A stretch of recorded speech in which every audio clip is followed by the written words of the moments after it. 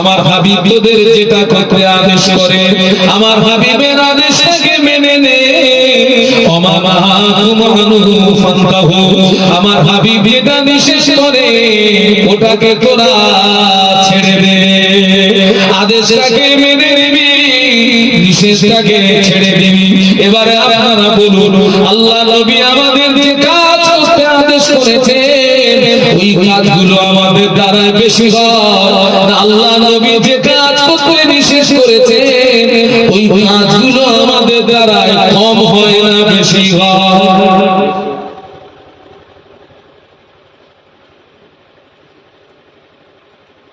আপনার কলকাতায় গেছেন কারা কারা একটু হাত তুলে নিন,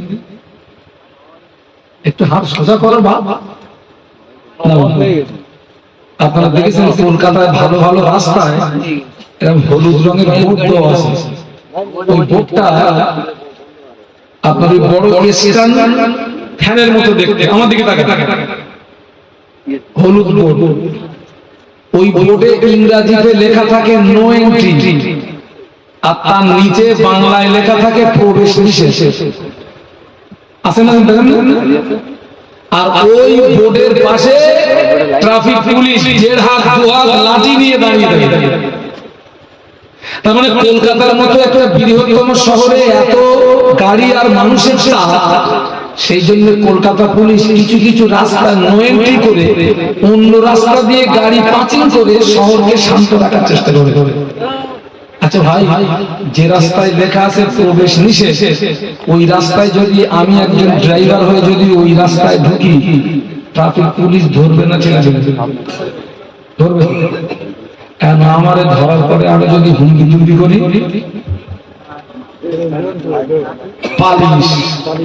পালিশের পরে যদি হুমকি টুমকি করি, এই জায়গায় ধরবে আর টেনে সোজা থানা। আপনার নামে 500 টাকা কি 1000 টাকার একটা কেস লিখে দেওয়ার ক্ষমতা ওদের আছে। তাহলে জ্ঞানবান ব্যক্তির পরিচয় ছিল যে রাস্তায় লেখা আছে প্রবেশ নিষেধ, যে রাস্তায় লেখা আছে নো এন্ট্রি, ওই রাস্তায় না যাওয়া, পাশের খালি রাস্তা দিয়ে আমার গন্তব্যস্থলে যাওয়া। আল্লাহ নবী 1000 বছর আগে কানের রাস্তায় নো এন্ট্রি বোর্ড লাগিয়ে দিয়েছেন, মদের রাস্তায় নো এন্ট্রি বোর্ড লাগিয়ে দিয়েছেন, সুদের রাস্তায় নো এন্ট্রি বোর্ড লাগিয়ে দিয়েছেন, জেনার রাস্তায় নো এন্ট্রি বোর্ড লাগিয়ে দিয়েছেন, ভাইয়ের হক মারা যাবে না ওই রাস্তায় নো এন্ট্রি বোর্ড লাগিয়ে দিয়েছেন, পুনের ফারাজ মারা যাবে না ওই রাস্তায় নো এন্ট্রি বোর্ড লাগিয়ে দিয়েছেন। আমি আল্লাহ নবী তোদের নিষেধ করে দিচ্ছি এই রাস্তাগুলো যেন তোরা আসবি না। সুবহানাল্লাহ। এখানে সুবহানাল্লাহ।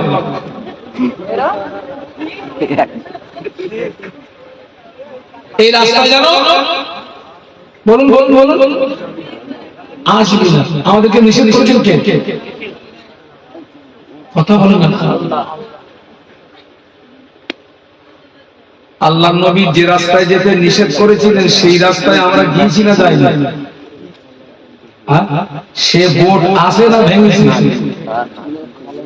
চুরমার করে দিছি না সব? হ্যাঁ। এখন যদি আপনাদের বলি যে কারা কারা নবীর ভালোবাসেন হাত তুলেন, আপনিও তুলে দেবেন, আমিও হাত তুলে নবীর ভালোবাসা প্রমাণ করানো সহজ, প্র্যাকটিক্যালে দেখানোটা কঠিন রে বাবা। কাগজে যদি লিখি কি হবে? রসগোল্লা। ওইটা কাগজে লিখে যদি কাগজ চাটি খোটা রসগোল্লা টেস্ট পাওয়া যাবে? আমরা নবীরে ভালোবাসি কাগজে লিখে চাটা প্র্যাকটিক্যালে কর। ইসলামের শুরু ইতিহাসে মদ জায়েজ ছিল, মদ জায়েজ ছিল, জুয়া জায়েজ ছিল।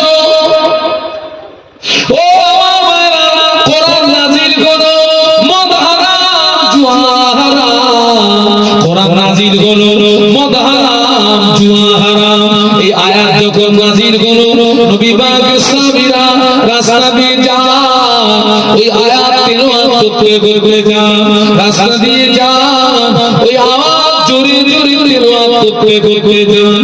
অনেককে দেখা গিয়েছে কোন সাহাবী মদের বোতল হাতে নিয়েছে, ওই আয়াত যখন কানে গেল মদ হারাম ওই সাহাবী হাত থেকে মদের বোতলটা ফেলে দিয়েছে। কোন সাহাবী গালে গালে ঠেলতে যাবে, ওই আওয়াজ কানে গিয়েছে মদ হারাম, বাবাজি ফেলে দিয়েছে। অনেক সাহাবী গালে মদ ঠেলেছে, আয়াত কানে গিয়েছে মদ হারাম, কুলি করে ফেলে দিয়েছে। অনেক সাহাবী মদ দিনে ফেলেছে, আয়াত কানে গিয়েছে মদ হারাম, ওই সাহাবী গালের ভিতরে আঙুল দিয়ে বমি করে বার করে দিয়েছে। একটু জোরে বলা যাবে না? খোকা, সেই মদ আর মুসলমানের ঘরে ঢুকেছে না ঢুকেনি? মেয়ে লোকেও মদ খাচ্ছে, কোথায় আর যাবি বাপ? মেয়ে লোকে মদ খাচ্ছে,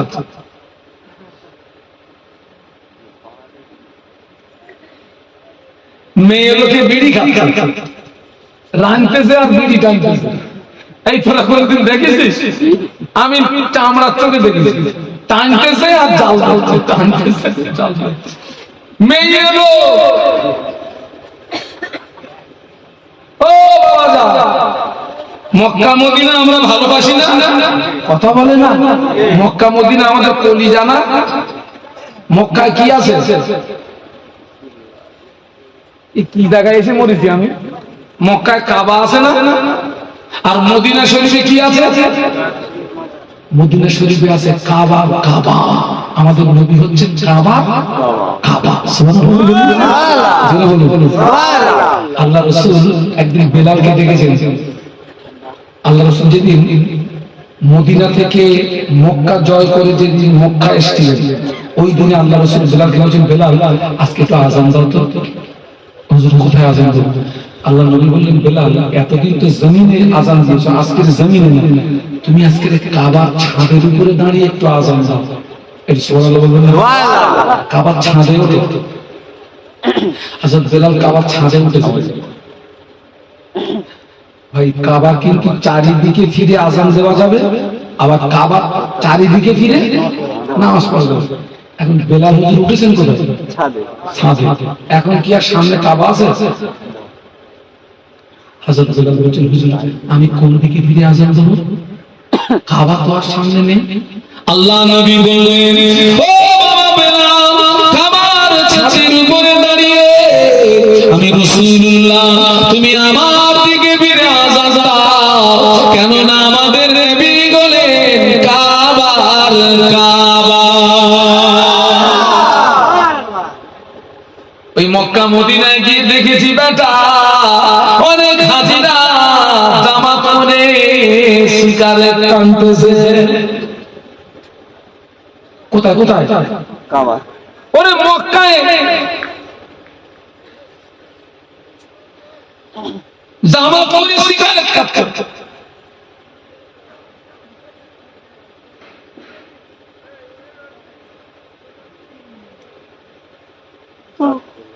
আল্লাহু আকবার। আমার জীবনের প্রথম হজ হচ্ছে 2006 সালে, জীবনের দ্বিতীয় হজ হচ্ছে 2014 সালে। তো এই 6 সালে আমার বেডের পাশে এক বুড়োর বেড পড়েছে, আর সেই বুড়োর বাড়ি আমাদের বসিরহাট এলাকায়। কয়েকদিন যাওয়ার পরে বলতেছে, আমারে বলতেছে পাশাপাশি তো বেড, বলতেছে হুজুর একটা কথা বলো। কি বলে? তো বলতেছে হুজুর একটু বিড়ি খাবো। তার মানে আপনাকে একটু বিড়ি খাবো, আপনি বিড়ি এনেছেন?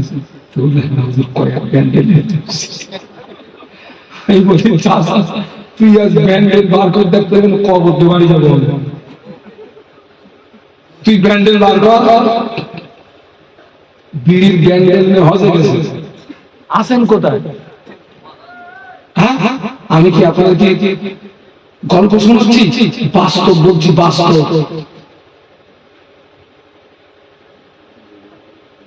বাস্তব।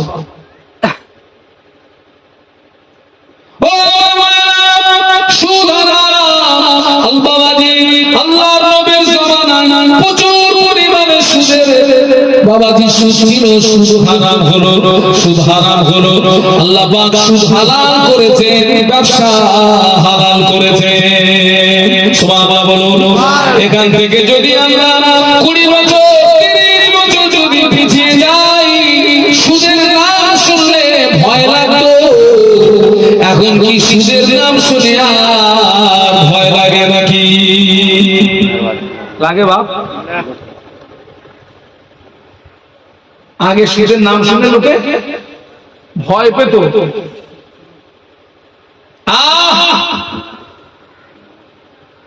আর এখন ভয় আছে? আগে আপনাদের ছেলেরা শুধু খেত, মহিলারা ভালো ছিল, বেটা ছেলেরা শুধু খেত, মহিলারা ভালো ছিল। আল্লাহর কোন বান্দা, আল্লাহর কোন বান্দি যদি 1 টাকা শুধু খায়, সুদের 70 প্রকারের গুনাহ, সুদের 70 প্রকারের গুনাহ। সবচেয়ে বড় গুনাহ হলো আল্লাহ নবীর সঙ্গে যুদ্ধ ঘোষণা করা, আর সবচেয়ে ছোট গুনাহ হলো নিজের মায়ের সঙ্গে জিনা করা। বড় গুনাহ হলো আল্লাহ নবীর সঙ্গে যুদ্ধ ঘোষণা করা, ছোট গুনাহ হলো মায়ের সঙ্গে জিনা করা। আগে বেটা ছেলেরা শুধু কিন্তু মেয়েরা ভালো ছিল। বাবাজি, আমি যখন দূরে জলসায় যাই, আমি তখন মেয়েদের কাছে দোয়া চাই। কি বলেছি কথাটা? আমি যখন দূরে জলসায় যাই, দূরে মানে বাংলার বাইরে, রাজস্থান, হায়দ্রাবাদ, আহমেদাবাদ, ত্রিপুরা, মহারাষ্ট্র, নাগপুর, বাংলাদেশ, আমি যখন যাই মেয়েদের কাছে দোয়া চাই। কেন জানেন? পুরুষদের চেয়ে মেয়েদের দোয়া আগে কবুল হয়। একটু আস্তে করে সুবহানাল্লাহ বলা যাবে? কেননা দোয়া কবুলিয়াতের 1 নাম্বার শর্ত হলো হালাল রুজি খাওয়া। কি খাওয়া? হালাল রুজি। দোয়া কবুলিয়াতের 1 নাম্বার শর্ত হলো হালাল রুজি খাওয়া। আমার চেয়ে আমার বিবি হালাল খায় বেশি। কেননা বাবাজি, আমার এই আয়ের ভিতরে যদি কোনো হারাম থাকে, ওটা আমার জন্য হারাম, আমার বিবির জন্য হালাল। মনে করুন আজকে যেখানে আমি মাহফিলে এসেছি, আমি মাহফিলে এসে যে বাড়িতে আমার বসার জায়গা দিয়েছে, ওই বাড়ি থেকে 50,000 টাকা আমি চুরি করেছি। 50,000 টাকা যেখানে আমার বসার জায়গা ছিল, পাশে 50,000 টাকার প্যান্ডেল পড়েছিল, ওই টাকাটা আমি পকেটে ঢুকিয়ে দিয়েছি। ওটা আমার জন্য হারাম, আমার বিবির জন্য। এই জন্য ওরা বেশি হালাল খায়, ওই জন্য দূরে গেলে আমি মেয়েদের কাছে দোয়া চাইতাম, ভাবিরা দোয়া করো, চাচিরা দোয়া করো, আল্লাহ যেন আমার ইজ্জতটা বাঁচিয়ে নেয়। এখন দূরে দাঁড়াতে মা ফিরে গেলে আর মেয়েদের কাছে আমি দোয়া চাই না, কারণ এখন অধিকাংশ পুরুষদের তুলনায় বেশি বেশি মেয়েরা ডবল হারামখোর।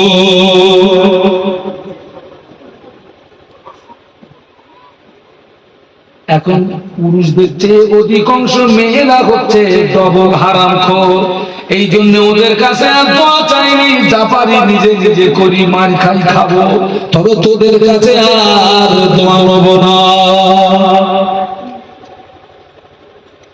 স্বামী চিন্তা করছে আমি একা শুধু কেন জাহান্নামে যাব, বিবিকে মানে বিবি তুই কেন বাদ যাবি, তোরে না দেখে থাকতে পারি না, তোকে না দেখে থাকতে পারি না, বিবি তুই কেন বাদ যাবি।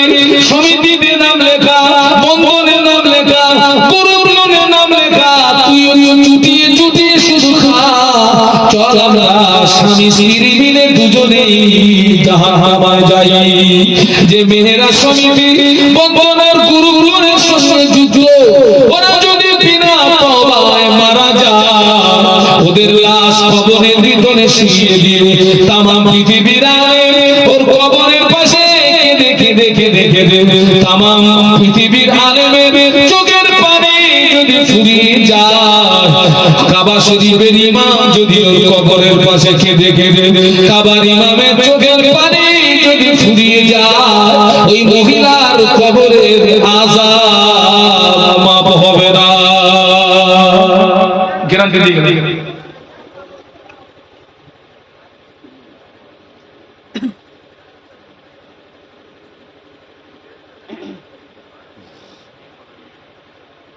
এখান থেকে যদি আমরা 20 বছর পিছিয়ে যাই, এখান থেকে 20 বছর আগে আমাদের সংসারে যে অভাব অনটন ছিল বাবা, এখন সে অভাব অনটন আছে?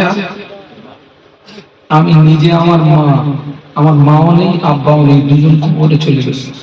দোয়া করেন আল্লাহ পাক যেন আমার আব্বা আম্মা কবরটাকে যেন এই মুহূর্তে জান্নাতের নূর দিয়ে গুলজার করে দেন। বলুন আল্লাহ।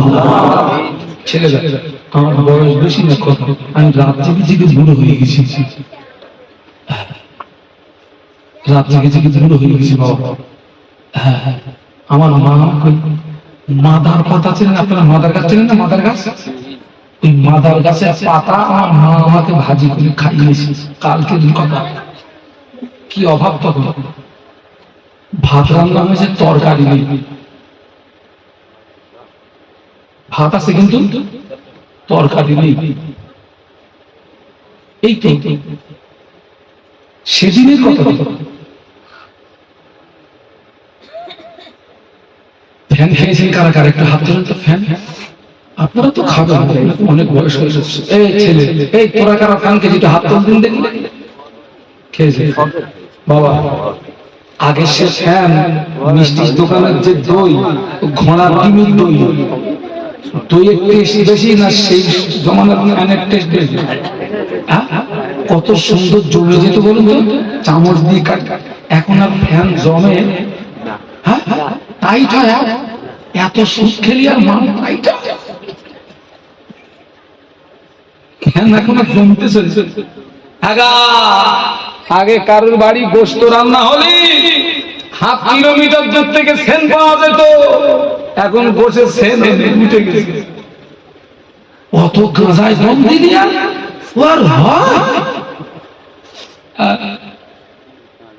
আমার বিশ্বাস হয় না যে আমার গ্রামে রহমতের ফেরেশতা নামে।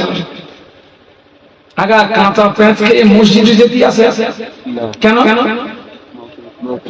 ওই দুর্গন্ধের ফেরেশতাদের কি হবে? কষ্ট হবে। ওতে যদি কষ্ট হয়, ভাটা চিমনের মতো গাঁজা ধোঁয়া উঠতেছে, খবর রাখেন, জামাত করে টানতেছে। আবার টেনে কিনতে দেখতেছে মাল যায় কত দূর। আবার শুনেছি, আমি জীবনে কোনোদিন গাঁজা দেখিনি বাবা, শুনেছি নাকি ওনাই টান চোখ দুটো করে ওনার মতো লাল হয়, ব্রেন আউট অফ রেঞ্জ।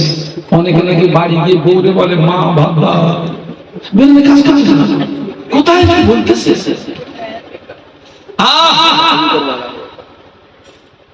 রক্ত খাওয়া হারাম না হালাল?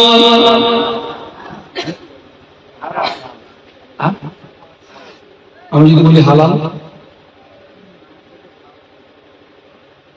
ও ভাই আপনি কি রাগ করে চলে যাচ্ছেন? ভাই, ও ভাই, বড় ভাই, ওরে আপনার বলতেছি, রাগ করে চলে যাচ্ছেন, তাড়াতাড়ি আসেন।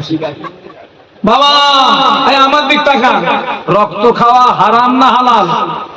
আপনার বলেছেন কি হারাম বলেছেন, আর আমি বলছি হালাল। আমরা যখন মায়ের পেটের ভিতরে ছিলাম, মায়ের পেটের ভিতরে আমাদের খাদ্য ছিল কি? রক্ত। রক্ত।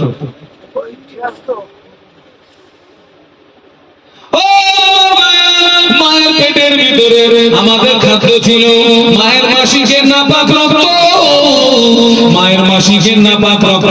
মায়ের পেটের ভিতরে রক্ত ছিল হালাল, তবে আল্লাহ পাক ওই নাপাক রক্ত আমাদের জবান দিয়ে আল্লাহ পাক খাওয়ান না। আল্লাহ পাক জানে আমার বান্দায় জবান দিয়ে আমাকে ডাকবে, আমার বান্দা ওই জবান দিয়ে আমার কোরআন তেলাওয়াত করবে, আমার নবীর উপরে দরুদ পড়বে, আমার নামে জিকির করবে। এই জন্য আল্লাহ পাক আমাদের জবানটাকে পাক রাখার জন্য মায়ের নারীর সঙ্গে আমাদের নারীর একটা সম্পর্ক করে দিই, ওই চাঁদের মারফত খাইয়ে আল্লাহ আমাদের জবান পাক রেখেছিলেন। এই জওয়ান, এই যুবক, মায়ের পেটের ভিতরে আল্লাহ মায়ের মাসিকে নাপাক রক্ত ওই চাঁদের মারফত খাইয়ে তোর জবান পাক রাখলে তুই কাঁদা টেনে তোর জবান নাপাক করে ফেললি।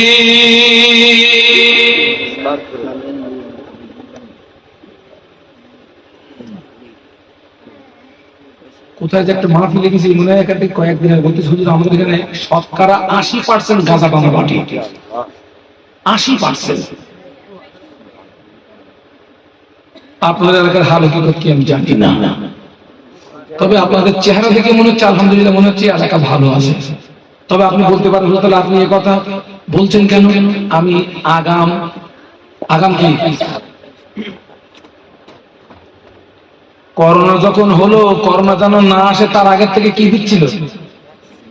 ভ্যাকসিন দিচ্ছিল না? আমি আগাম ভ্যাকসিন দিচ্ছি। একটু দরুদ শরীফ আল্লাহুম্মা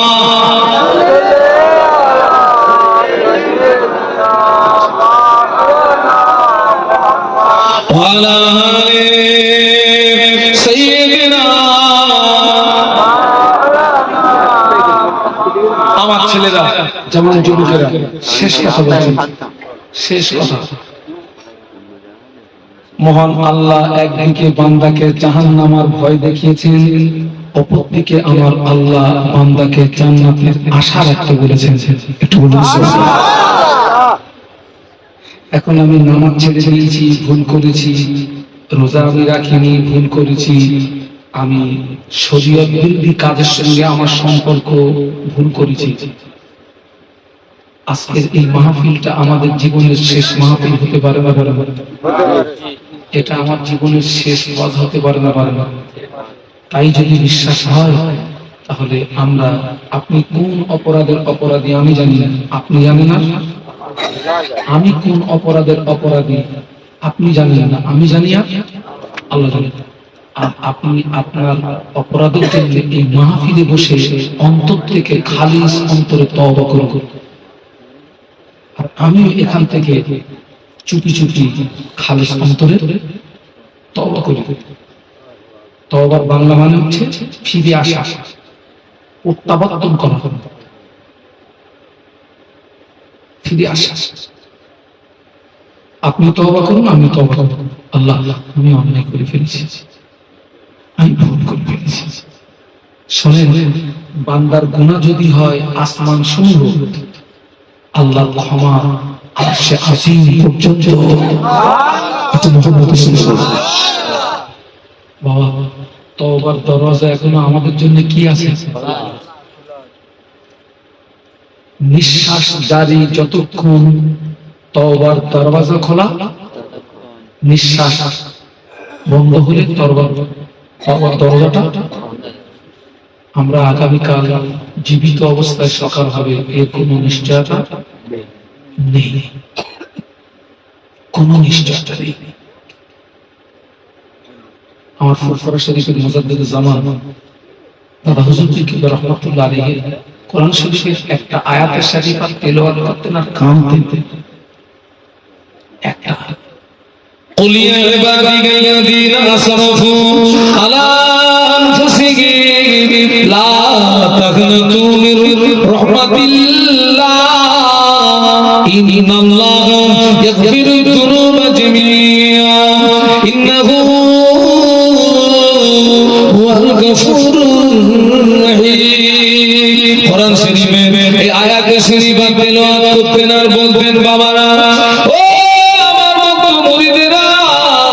আল্লাহ পাক কোরআন শরীফের ভিতরে এই আয়াতে শরীফা যদি তেলাওয়াত না করতে আমি আবু বকর বুক ফেটে মরে যেতাম। কেননা এই আয়াতে শরীফার ওসিলায় আল্লাহ কাল কিয়ামতের ময়দানে তার কোটি কোটি কোটি কোটি বান্দা বান্দীদিগকে নাজাত দান করবে। লা তাকনাতু মির রাহমাতিল্লাহ, আল্লাহ বলছেন বান্দা খবরদার, তুই আসমান সমূহ গুনাহ করেছিস কিন্তু আমার রহমত থেকে জানি ফিরে আয়, আমার কাছে ক্ষমা চা, আমি আল্লাহ তোকে মাফ করে দেব।